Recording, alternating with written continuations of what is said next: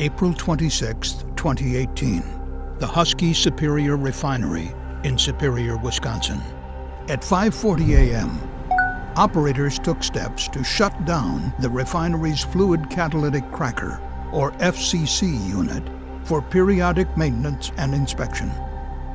The FCC unit uses heat and a solid catalyst to break or crack heavy hydrocarbons from crude oil into smaller hydrocarbons, which can then be blended into gasoline and other products. Slide valves control the flow of catalyst between a reactor, which contains flammable hydrocarbons, and a regenerator, which contains air. It is important to prevent mixing the hydrocarbons and air, since if they mix, a dangerous explosion can occur. To avoid this hazard, the slide valves maintain a catalyst level between the reactor and regenerator, which acts as a barrier. To initiate the shutdown of the FCC unit, refinery workers stopped the flow of hydrocarbons to the unit and closed the two slide valves connecting the reactor to the regenerator. But unknown to the workers, one of those slide valves was eroded, and even though it closed, it could not maintain a catalyst barrier in the reactor. As a result, the catalyst from the reactor fell through the valve to the regenerator, leaving no protective barrier between the two pieces of equipment. This allowed air from the regenerator to flow backwards through the slide valve into the reactor, and then into equipment downstream of the reactor, which contained hydrocarbons, forming a flammable mixture. At approximately 10 a.m., the hazardous mixture of air and hydrocarbons found an ignition source, and there was a large explosion. Debris from the explosion flew about 200 feet and hit a large above-ground storage tank, puncturing the side of the tank and releasing hot asphalt. Asphalt poured out of the tank over the containment berm and into the refinery's operating units, where it spread along the ground. At around 12:15 p.m., the released asphalt ignited near the storage tanks, and a fire broke out. The fire traveled along a stream of asphalt to the refinery's crude and FCC units.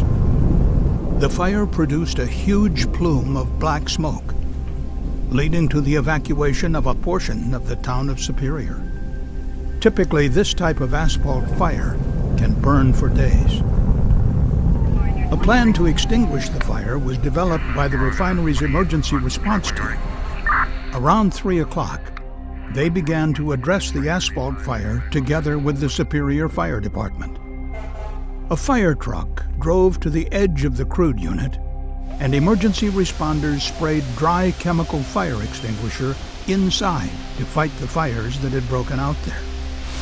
Responders also used two stationary hoses called monitors to shoot water into the crude unit in an attempt to extinguish the flames. While these fires were being put out, over by the storage tanks, emergency responders began to approach the large area of burning asphalt. The emergency responders' plan was to push the asphalt fire into an empty area near the storage tanks, and then aggressively attack the fire from multiple directions.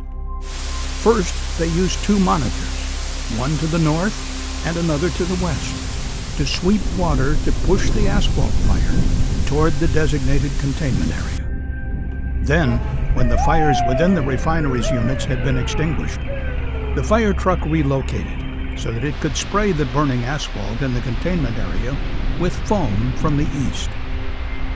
Around 5:30, an additional team began to attack the fire from the south, spraying foam from a monitor. At this point, the asphalt fire was completely surrounded within the containment area. With the fire contained, emergency responders were able to put out the asphalt fire at around 7 p.m. The asphalt fire had been extinguished in a matter of hours, as opposed to days, as had been initially feared. The evacuation order was lifted, and Superior residents were allowed to return home. Nevertheless, 36 Husky employees and contract workers sought medical attention for injuries.